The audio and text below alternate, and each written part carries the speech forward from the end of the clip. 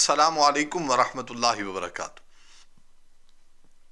معزز سامعین ناظرین، امید ہے آپ خیریت سے ہوں گے۔ آج میں آپ کی خدمت میں ایک اہم عمل لے کر حاضر خدمت ہوا۔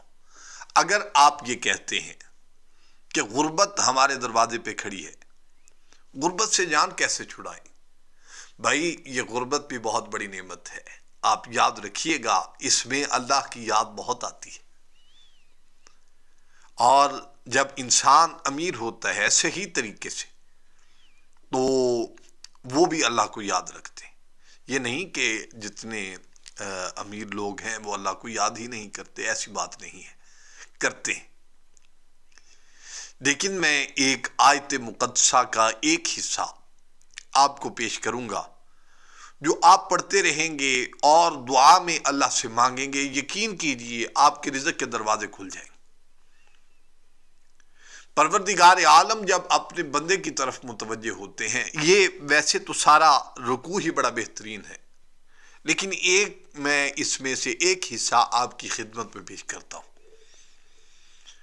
آپ اگر پریشان ہیں، مصیبت زدہ ہیں، آپ تھک چکے ہیں، آپ یہ کوشش کرتے ہیں کہ کس انداز کے ساتھ میں اپنے کام کو چلاؤں، تو آپ نے فکر مند نہیں ہونا۔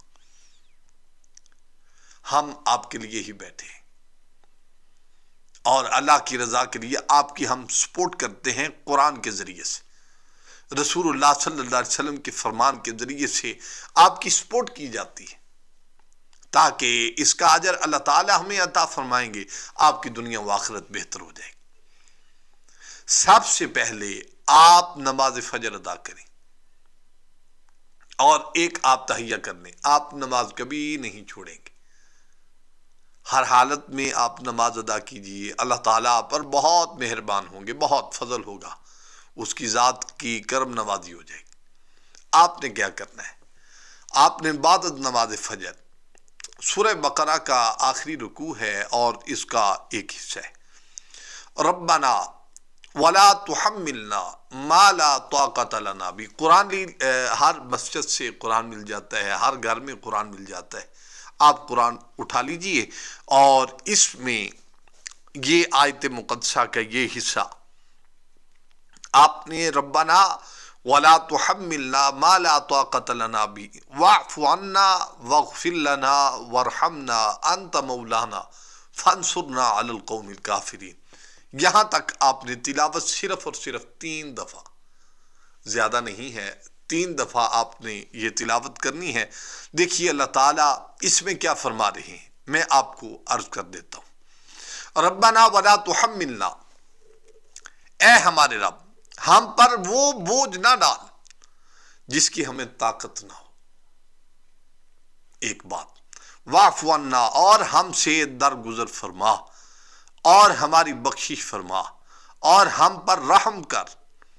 انت مولانا فانصرنا علی القوم الکافرین، تو ہی ہمارا مالک ہے، ہمیں کافروں کی قوم پر غلبہ عطا فرما۔ ایک بات یہاں آپ سن لیں، جو پہلا حصہ میں نے آپ کو بتایا، آپ کو پتہ ہے کہ استغفار کرنے سے آپ کی دولت میں کتنا اضافہ ہوتا ہے، اور یہ وہ الفاظ ہیں جو اللہ کو بے پناہ پسند ہے، بہت پسند ہے۔ آپ اس کی تلاوت کرنی شروع کر دیجئے، دن بدن آپ دیکھیں گے حالات انشاءاللہ تبارک و تعالی بہت تیزی کے ساتھ تبدیل ہو جائیں گے۔ السلام علیکم ورحمۃ اللہ